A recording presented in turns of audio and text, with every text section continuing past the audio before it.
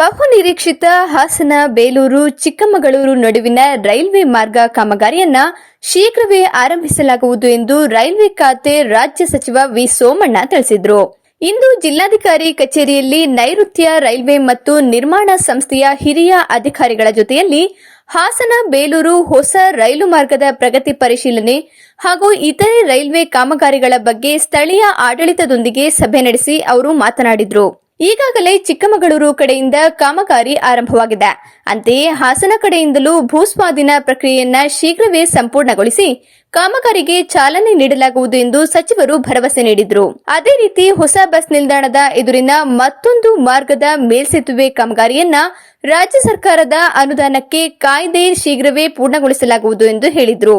ಹಾಸನ ಮತ್ತು ಅರಸೀಕೆರೆ ರೈಲ್ವೆ ನಿಲ್ದಾಣಗಳನ್ನು ಮೇಲ್ದರ್ಜೆಗೇರಿಸುವ ಕಾಮಗಾರಿ ಈಗಾಗಲೇ ಆರಂಭವಾಗಿದ್ದು, ಆ ಕಾಮಗಾರಿಯನ್ನು ಶೀಘ್ರವೇ ಮುಗಿಸಲಾಗುವುದು ಎಂದು ತಿಳಿಸಿದರು. ಹಾಗೆಯೇ ಅಮೃತ್ ಯೋಜನೆಯಡಿ ಕುಡಿಯುವ ನೀರಿನ ಸಮಸ್ಯೆ ಬಗೆಹರಿಸಲು ಕ್ರಮ ಕೈಗೊಳ್ಳಲಾಗುವುದು ಎಂದರು.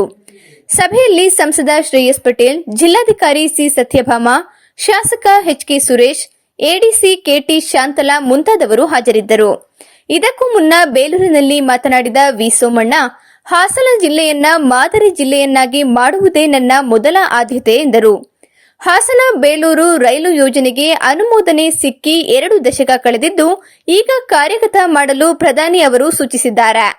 ಇದಕ್ಕೆ ಮಾಜಿ ಪ್ರಧಾನಿ ಎಚ್ ಡಿ ದೇವೇಗೌಡರ ಶ್ರಮವೂ ಹೆಚ್ಚಿದ್ದು, ರೈತರಿಗೆ ಸೂಕ್ತ ಪರಿಹಾರ ನೀಡಿ ಆದಷ್ಟು ಬೇಗ ಕಾಮಗಾರಿ ಆರಂಭಿಸಲಾಗುವುದು ಎಂದರು. ಬೇಲೂರು ಅಭಿವೃದ್ಧಿ ನೀರಾವರಿ ಯೋಜನೆಗೆ ಹೆಚ್ಚಿನ ಪ್ರಾಮುಖ್ಯತೆ ನೀಡಬೇಕಿದೆ. ನಾನು ಅಧಿಕಾರದಲ್ಲಿರುವ ತನಕ ಪ್ರಾಮಾಣಿಕ ಕೆಲಸ ಮಾಡ್ತೇನೆ ಎಂದರು. ಮಳೆ ಇದ್ದರೂ ಕೂಡ 3 ದಿನಗಳಿಂದ ಮಂಗಳೂರು, ಚಿಕ್ಕಮಗಳೂರು ಬೇರೆ ಬೇರೆ ಕಡೆ ಸುತ್ತಾಡಿಕೊಂಡು ಮಾಧ್ಯಮದವ್ರಿಗೆ ನನಗೆ ಗೊತ್ತಾಯಿತು 1.5 ಗಂಟೆ ಕೂಡ ಪೂರ್ತಿ ಬಂದಾಗಿದೆ. ನಿಮ್ಗೆ ಯಾರಿಗಾದ್ರು ನೋವಾಗಿದ್ರೆ ದಯವಿಟ್ಟು ಅನೇಕ ಭಾವಿಸ್ಕೊಳ್ಬಾರ್ದು. ಹಾಸನ ಜಿಲ್ಲೆ ನನಗೂ ಕೂಡ ರಾಜಕೀಯವಾಗಿ, ಶೈಕ್ಷಣಿಕವಾಗಿ, ಮಾನಸಿಕವಾಗಿ ಸಾಕಷ್ಟು ಅನುಭವವನ್ನು ಕೊಟ್ಟಿರ್ತಕ್ಕಂಥದ್ದು.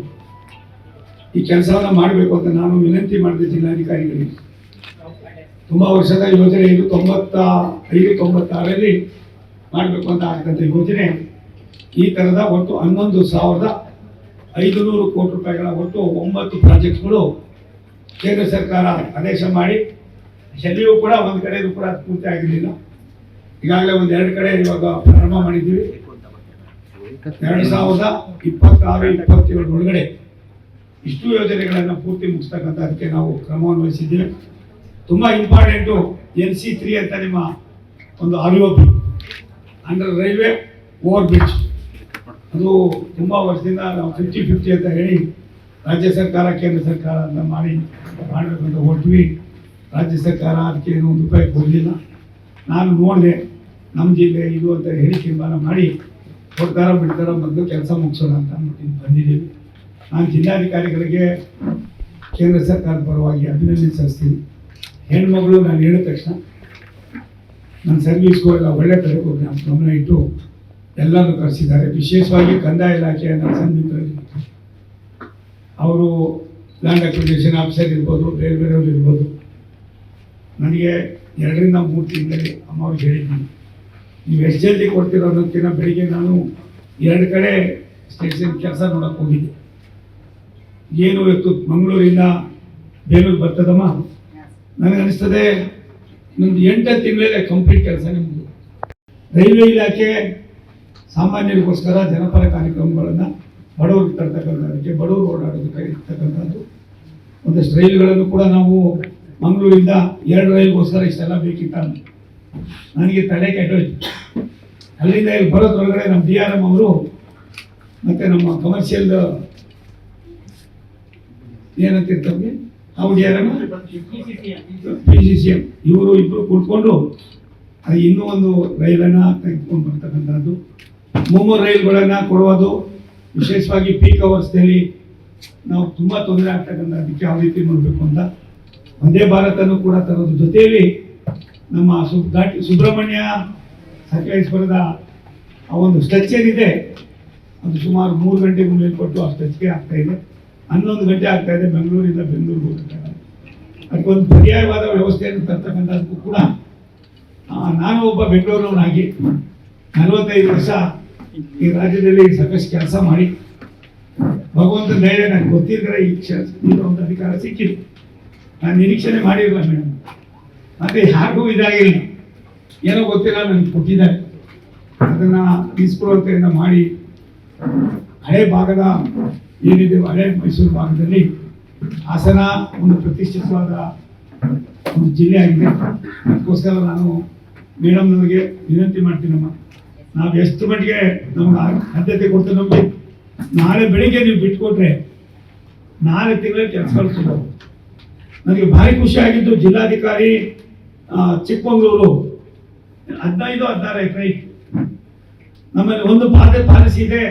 85-90% ಅಕ್ವಿಜೇಷನ್ ಆದಮೇಲೆ ನಾವು ಯಾರಿಗೂ ಕೇಳೋದಿಲ್ಲ, ನಾವೇ ಟೆಂಡರ್ ಮಾಡ್ಕೋತೀವಿ, ಕಾನೂನಿದೆ ಅದಾಗ್ತದೆ. ರೈತರಿಗೂ ಕೂಡ ಅನಾನುಕೂಲ ಆಗ್ಬಾರ್ದು. ಯಾರು ರೈತ ಕಳ್ಕೊಳ್ತಾನೆ ಅವನಿಗೆ ಸರಿಯಾದ ಬೆಲೆ ಸಿಗಬೇಕು. ಆ ಬೆಲೆಯನ್ನು ಕೂಡ ಅವನು ಅದನ್ನು ಯಾವ ರೀತಿ ಉಪಯೋಗ ಮಾಡ್ಕೋಬೇಕು ಅನ್ನೋದು ಅವ್ರು ಬಿಟ್ಟಿರ್ತಾನೆ. ಆದ್ದರಿಂದ ನಾನು ತಮ್ಮಲ್ಲಿ ವಿನಂತಿ ಮಾಡ್ತೀನಿ, ಯಾರ್ಯಾರು ಅಧಿಕಾರಿಗಳಿದ್ದೀರಿ, ಜಿಲ್ಲಾಧಿಕಾರಿಗೆ ಇದೊಂದೇ ಕೆಲಸ ಅಲ್ಲ. ಇತ್ತೀಚೆಗೆ ಡೆಂಗ್ಯೂ ಕೂಡ ಜಾಸ್ತಿ ಆಗ್ತಾ ಇರೋದ್ರಿಂದ ಅದಕ್ಕೆ ಆದಂತೆ ಹೆಲ್ತ್ ಇಲಾಖೆ ಇದ್ದರೂ ಅದು ಬರೋದು ಎಲ್ಲಕ್ಕೂ ಕೂಡ ಉದಾಹರಣೆ ಕೊಡೋದು ಜಿಲ್ಲಾಧಿಕಾರಿಗಳು. ಆದರೆ ದಯವಿಟ್ಟು ಅದಕ್ಕೆ ಅವಕಾಶ ಕೊಡಬೇಡಿ. ಈ ಎಲ್ಲವನ್ನು ಕೂಡ ಮಾಡ್ತಕ್ಕಂಥದಕ್ಕೆ ನೀವು ಫಸ್ಟ್ ಇದೊಂದು ಸ್ಟಾರ್ಟಿಂಗ್ ಮಾಡಿ. ನಾನು ಇದಲ್ಲದೆ ಮುಖ್ಯ ಧರ್ಮಸ್ಥಳ ಕೊಲ್ಲೂರಿಗೂ ಕೂಡ ಇನ್ನೊಂದು ಲೈನಿಗೆ ನಾಳೆ ನಡೆದಲ್ಲಿ ಆದೇಶ ಮಾಡ್ತಾ ಇದ್ದೀನಿ ಸರ್ವೆ ಮಾಡೋದಕ್ಕೆ. ಹೀಗೆ ಒಂದಲ್ಲ ಒಂದನ್ನು ಮಾಡೋದಕ್ಕೆ ಮುಂಚಿತವಾಗಿ 59 ನಾವು ಓವರ್ ಬ್ರಿಡ್ಜು ಅಂಡರ್ ಬ್ರಿಡ್ಜು ತಗೊಂಡಿದ್ವಿ ಅಮ್ಮ. 59ಕ್ಕೆ ನಾನು ರಾಜ್ಯ ಸರ್ಕಾರ ಕೇಳಿದಾಗ 860 ಕೋಟಿ ಕೊಡ್ಬೇಕು. ಅವ್ರು ಇವತ್ತವರೆಗೂ ಕೊಟ್ಟಿರೋದು 7 ಕೋಟಿನೋ 8 ಕೋಟಿ. ಇದು ಯಾಕೋ ಸರಿ ಇಲ್ಲ ಅಂತ ಅಂದ್ಬಿಟ್ಟು ಅದನ್ನು ಕೂಡ ನಾನು ನಮ್ಮ ಮಂತ್ರಿಗಳ ಹತ್ರ ಸನ್ಮಾನ್ಯ ವೈಷ್ಣವ ಅವರ ಹತ್ರ ಮಾತನಾಡಿ ಅದನ್ನು ನಮ್ಮ ಬೋರ್ಡಲ್ಲಿ ಕೂಡ ತಂದು ಏನೆಲ್ಲ ಮಾಡಿ ಅದು ಮುಗಿಸ್ಬೇಕು ಅನ್ನೋ ಯೋಚನೆ ಮಾಡಿದ್ದೀವಿ. ಎಷ್ಟು ವರ್ಷದ ನೋವುಗಳಿದೆ, ನನಗೆ ಎಷ್ಟು ಮಟ್ಟಿಗೆ ಇತಿಮಿತಿಯಲ್ಲಿ ನೀವು ಸಹಕಾರ ಕೊಡ್ತೀರೋ ಮಾಡ್ತೀರಮ್ಮ. ಸ್ವಲ್ಪ ತಾವು ರಿವ್ಯೂ ಮಾಡ್ಬಿಟ್ಟು ನಾನು ತಿಳಿಸಿದ್ರೆ ನಾನು ಮತ್ತೆ ಬೆಂಗಳೂರಿನಲ್ಲಿ ಇನ್ನೊಂದು ಸಭೆಗೆ ಹೋಗ್ಬೇಕು. ದಯಮಾಡಿ ಈಗ ಮೊದಲನೇದಾಗಿ sir Chikkamagaluru to Belur sir ಎಲ್ಲ ಆಗಿದೆ. ನಾವು ಅವ್ರಿಗೆ ಹ್ಯಾಂಡ್ ಓವರ್ ಮಾಡಿದ್ದೀವಿ ಸರ್. ಇದ್ರ ಬಗ್ಗೆ ರೈಲ್ವೆ ಅವರು ಸ್ವಲ್ಪ ರಿಯಾಕ್ಟ್ ಮಾಡಿ. Chikkamagaluru to Belur 148.28 and half Gutta has been handed over to you.